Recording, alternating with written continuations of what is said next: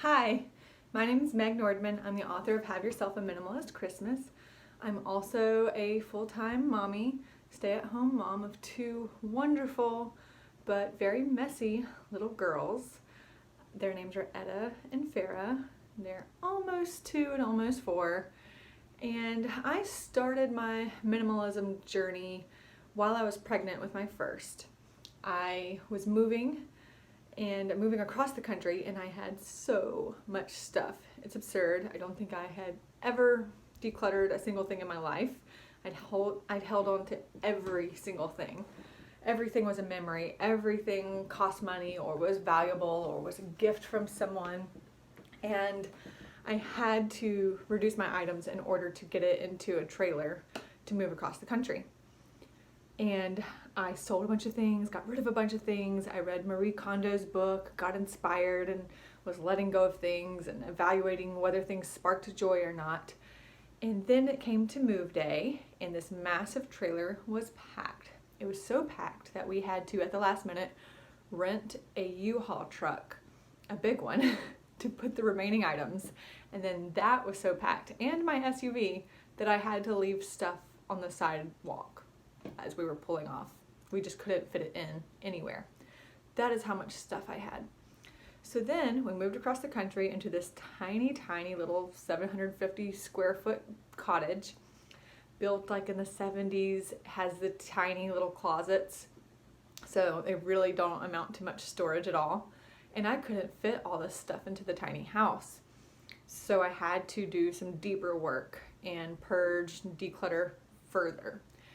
And it took years, and it only got worse whenever my child did arrive, and that influx of all the stuff that comes with kids, all the wonderful gifts, all the things that people tell you you need in order to take care of a tiny human, and then all the toys. Oh my gosh, the toys. And I was just drowning in stuff and really not feeling like the present mother that I had always dreamed I would be.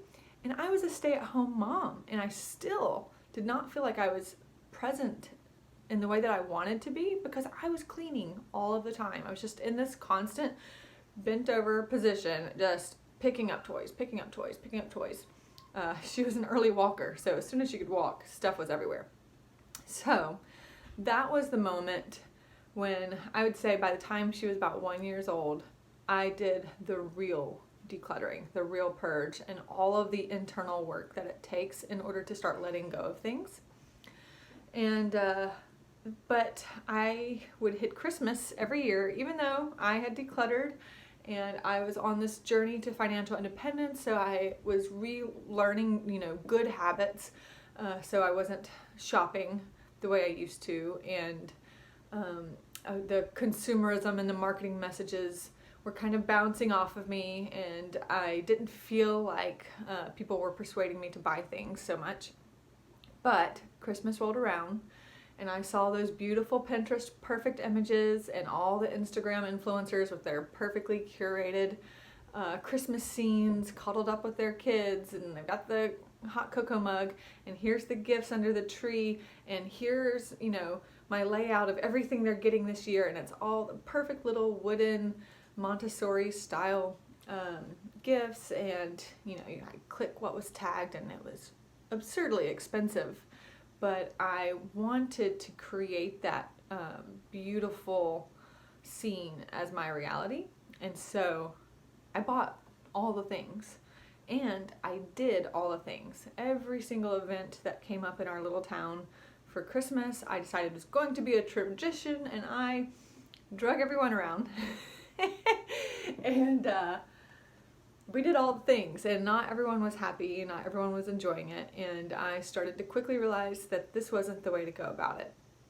On top of that, I was in all these minimalist groups on Facebook to encourage me on my own journey and to encourage others, and kept noticing that there were all these shared pain points among everyone, whether they were well-practiced minimalists or new on the journey to simplification. And everyone was struggling around the holidays, around fall, really, when that marketing message really ramps up and the consumerist culture that we've really put on the holidays, and we've kind of gotten further and further away from what it was originally intended to be about, and now it's way over here on It's All Santa, and it is toys, and it is showing people that you care for them by giving them gifts, and it needs to be really good, perfect gifts, probably expensive, nice, big ones, more, that's the message. Anyway, we were all struggling with that, and we were struggling with what we brought into the house and with what others were bringing into our house. Well-meaning family members and friends that wanted to, share their love by giving things to us or our children especially. And by the time we hit January, we were at square one all over again with a house full of things and feeling overwhelmed. And so January 2020 was when I kind of had this realization that everyone is struggling with the same thing. I have read probably 30 books on minimalism in my own journey, and I hadn't seen anything talking in depth about Christmas. Sorry for the kids hollering. I may have to pause this. Anyway, I sat down and started writing the book that I thought needed to be written. I think this message needs to go out in the world. I think everyone, whether you have been a minimalist for years or if you're just interested in this, in scaling back and slowing down, simplifying, everyone could use this mindset shift, especially in the fall. That's when this book is intended to be read. Maybe October, November, before things start ramping up, before you start buying things and signing up for events or buying tickets for things. I think this is a really good book to read to get yourself in the right mind frame before the holidays really hit. So I hope you enjoy it. It's available in print, ebook, and audiobook, so you can grab whatever format you like. You don't necessarily have to have a tangible material item entering your house. You can get it in these digital formats. You can even check it out from your library. That's my kid. All right, I'm back. Here's little Farah banging on the door. Yeah, that's you. Say hi to everybody. So, to get back where I was, so anyway, that's why I wrote the book, and that's what the book is about.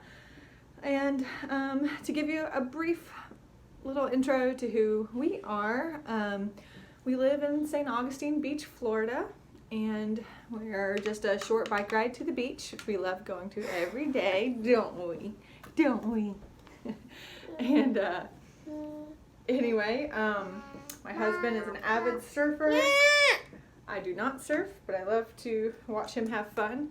I am an artist. I love to illustrate, paint, and watercolors primarily, and I love to write. I've always been a writer.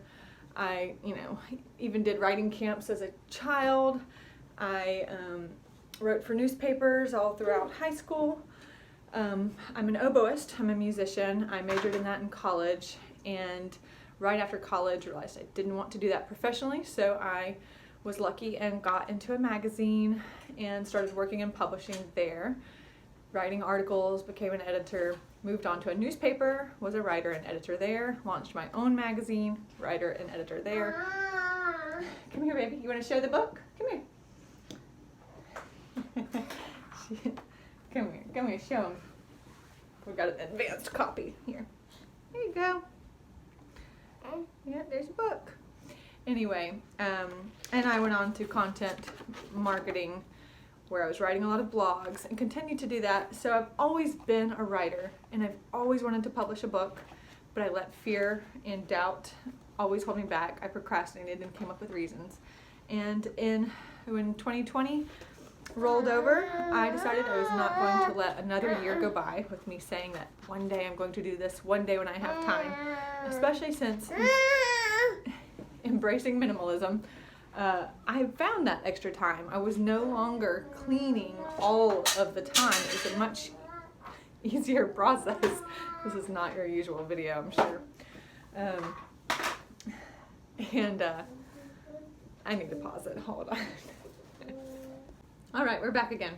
Anyways, I was not going to let 2020 be the next year where I said, I'm going to do this one day. And I now had the time to pursue creative projects because of minimalism giving me back my time. And that's why I'm so passionate about telling everyone about this philosophy and lifestyle. Because I've finally let go of the things. I'm in my bedroom right now. You can see this is the only jewelry I have left. I used to have a massive jewelry box thing, and it was so crammed you couldn't shut the drawers or the little cabinets on it. And so it's taken a lot of work to get to this point, and I know that I could go further in some areas in my life. It's going to be a long process, but I am passionate about telling everyone about this. So anyway, that's just a little bit about me. This is my real life. I can't edit it too much. I have a bunch of kids, but I have less stuff and more joy and more presents. So it's time to nurse. I hope you understand. Goodbye, everyone. Nice to meet you. Can you say bye-bye? Can you say bye-bye? Oh man, the drama. Bye.